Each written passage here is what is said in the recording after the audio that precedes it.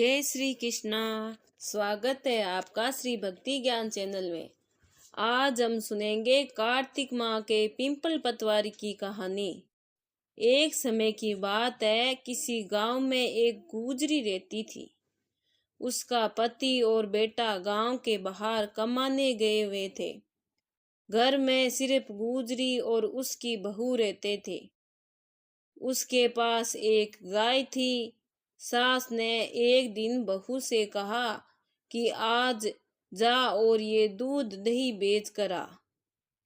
बहू इससे पहले कभी भी घर से बाहर ऐसे कुछ बेचने के लिए नहीं गई थी, लेकिन सास को कैसे मना करे, इसीलिए दूध और दही लेकर वह बेचने चली गई। रास्ते में उसने देखा कि कार्तिक माह में औरतें पीपल सींचने आई है।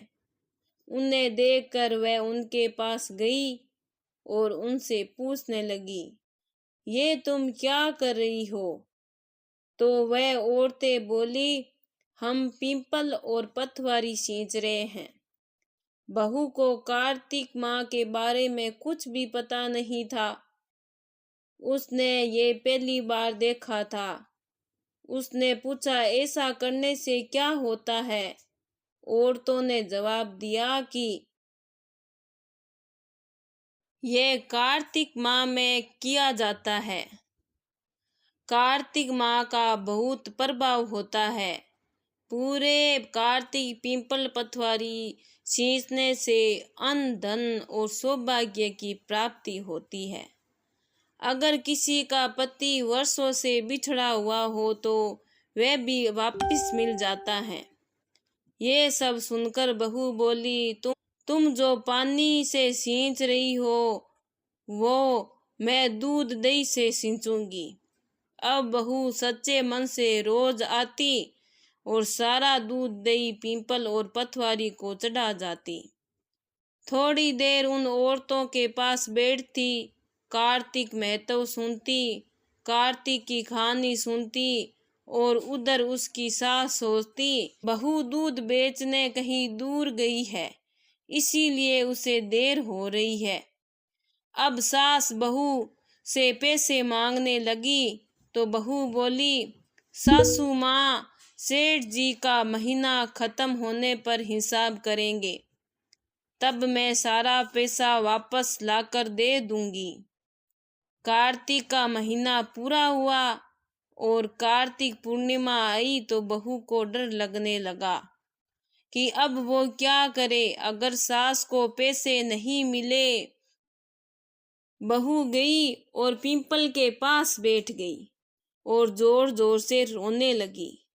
पीपल ने उससे पूछा, तू यहाँ क्यों बैठी है और क्यों रो रही हो? तो वह बोली, मेरी सास दूध दही के पैसे मांगती है। पीपल के देव बोले, मेरे पास पैसे तो नहीं है, लेकिन ये पत्थर डालियाँ और पत्ते हैं, ये सब ले जा और अपनी गुल्लक में रख देना। बहू ने ऐसा ही किया।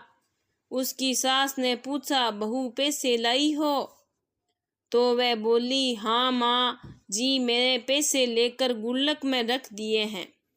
जैसे ही सास ने गुल्लक खोली तो देखते ही उसकी आंखें फटी की फटी रह गई। गुल्लक में हीरे मोती जगमगा रहे थे।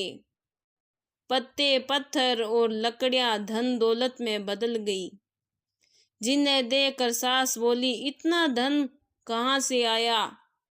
ये तो दूध दही की कीमत नहीं है।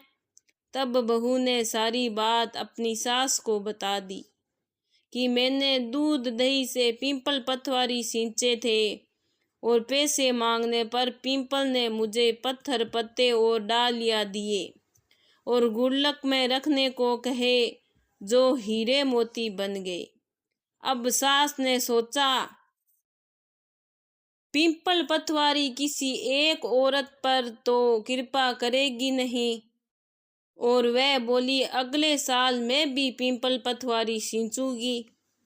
अगले साल जब कार्तिक का महीना आया तो सास बहू ने दूध दही लेकर उसे बेचने निकल गई।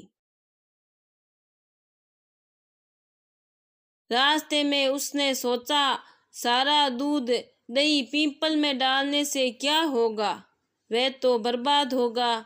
इसीलिए मैं दूध दही तो बेच आती हूँ। दूध दही बेचकर उसने दूध और दही के बर्तन धोकर पीपल और पथवारी में चढ़ा दिए। कार्तिक का महीना बीता और कार्तिक पूर्णिमा आने से एक दिन पहले सास ने बहू से कहा, बहू मुझसे पैसे मांग। तो बहू बोली, तभी बहू भी सास से पैसे मांगती है। लेकिन सास के बार बार कहने पर बहू ने सास से पैसे मांगे तो वह अगले दिन जाकर पीपल के पास बैठ गई और जोर जोर से रोने लगी। पीपल देव प्रकट होकर उससे रोने का कारण पूछने लगे तो वह बोली, मेरी बहू ने मुझसे दूध दही के पैसे मांगे हैं। तब पीपल देव बोले, मेरे पास पैसे तो नहीं है, ये पत्थर पत्ते और लकड़ियां हैं, ये लेकर जाकर अपने घर की गुल्लक में रख देना। सास ने ऐसा ही किया। थोड़ी देर बाद बहू ने जब गुल्लक खोली तो देखा कि उसमें कीड़े मकोड़े चल रहे हैं। बहू ने सास से पूछा, ये क्या है? कीड़े देखकर सास भी हैरान रह गई और बोली, पीपल पथवारी ने तुझे तो धन दिया, लेकिन मुझे कीड़े मकोड़े क्यों दिए? तब कार्तिक देव वहां प्रकट हुए और बोले, तुम्हारी बहू ने कार्तिक पूजन सच्चे मन से किया था और तुमने लालच में कार्तिक का पूजन किया। सास ने कार्तिक देव से क्षमा मांगी और बोली, हे कार्तिक देव, मेरी भूल क्षमा करे। अगले साल कार्तिक में और मेरी बहू साथ में मिलकर स्नान दान आदि करेंगे और पीपल पथवारी भी सींचेंगे। हे पीपल देव और पथवारी माता, जैसे सास बहू को अन्न धन दिया, वैसा सभी कहानी कहते सुनते और हुंकारे भरते सबको देना। अगर आपको मेरी ये कहानी अच्छी लगी है तो लाइक सब्सक्राइब जरूर करें। बहुत बहुत धन्यवाद।